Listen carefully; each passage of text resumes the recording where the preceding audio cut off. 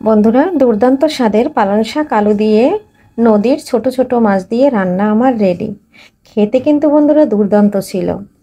এখনও যদি এভাবে ছোট মাছ দিয়ে কেউ পালং শাক রান্না করে না থাকেও রেসিপিটা ফলো করে একবার রান্না করে দেখতে পারো। খেতে কিন্তু বন্ধুরা অসাধারণ হয়। আর দেখতে যেরকম হয়েছে খেতে কিন্তু তার চেয়ে অনেক বেশি ভালো হয়েছে। আর পালং শাকে তো পুষ্টিগুণে ভরপুর, তার কারণ এটা হলো ওষুধি গুণে ভরা। পালং শাকে প্রচুর ফাইবার আছে, যাদের কোষ্ঠকাঠিন্য আছে তাদের কিন্তু বেশি বেশি করে পালং শাক খাওয়া দরকার। আরও অনেক অনেক উপকারিতা আছে পালং শাকে। নমস্কার বন্ধুরা, সবাই কেমন আছো? আমি পাপড়ি কিচেন থেকে চলে আসলাম নতুন একটা রেসিপি নিয়ে।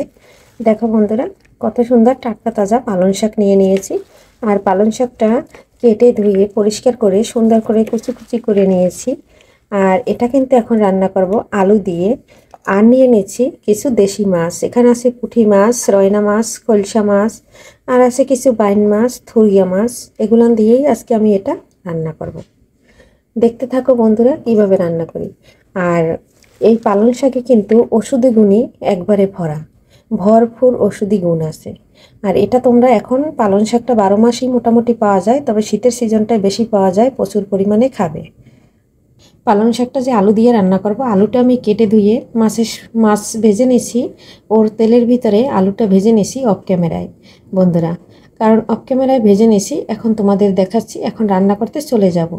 আর যাদের হইল পানি শূন্যতা আছে তারা প্রচুর পরিমাণে পালং শাক খাবে। পালং শাকে প্রচুর ফাইবার আছে।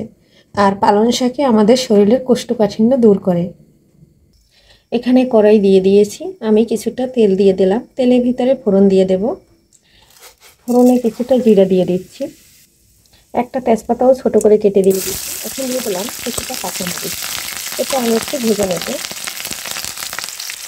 এটা একটু ভেজে নিয়ে তারপরে আমি পালং শাকটা দিয়ে দেবো। ভাজাটা হয়ে গেছে, এখন আমি শাকটা দিয়ে দিচ্ছি।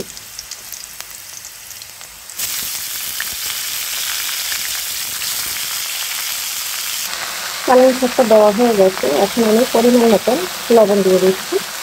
এটা সামান্য একটু নেড়ে চেড়ে কষিয়ে নেব, কারণ পালং শাকটা প্রচুর জল বের হয়। আর এটা কিন্তু একটু সামান্য কষাইয়ে নিলে পরে জলটা কিন্তু বের হয়ে যাবে। তারপরে আমি আলুটা দিয়ে দেবো।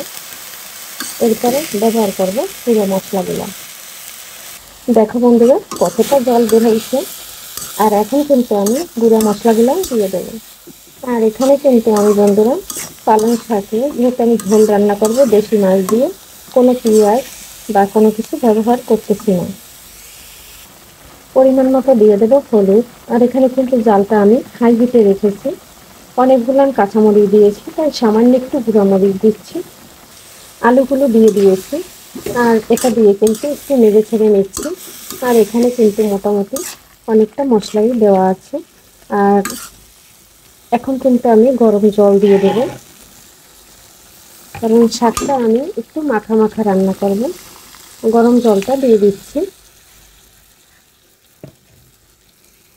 পালং শাকটা যে কোনো মাছ দিয়ে বন্ধুরা খাওয়া যায়। আজকে কিন্তু আমি দেশি অনেকগুলো মাছ দিয়ে দিয়েছি। আর এটা কিন্তু বেশি মাছ দিয়ে রান্না করলে অনেক সুন্দর লাগে।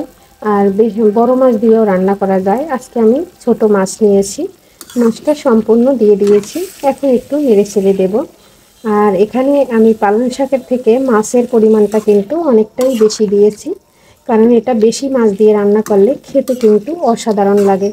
আরও হলো নদীর দেশি টাটকা টাটকা মাছ, কারণ আমার বাসায় একবারে নদীর পাড়ে। আর নদীতে অনেকেই এখানে মাছ ধরে, সকালবেলা আমাকে অনেক মাছ দিয়ে যায়। দেখো বন্ধুরা, পালং শাকটা কিন্তু আমার হয়ে আসছে। আমার ভিডিও কাছে এবং দূরে দেশ ও দেশের বাইরে থেকে যারা দেখছো তাদেরকে অসংখ্য অসংখ্য ধন্যবাদ। আর যারা সবসময় দেখো, সুন্দর সুন্দর কমেন্ট করো, আমার ভিডিও বানার উৎসাহ জাগাও, তাদের জন্য আমার মন থেকে অনেক অনেক দোয়া এবং ভালোবাসা, অভিনন্দন রইল। এখন আমি পালং শাকটাও দিয়ে দিচ্ছি কিছুটা জিরার গুঁড়া।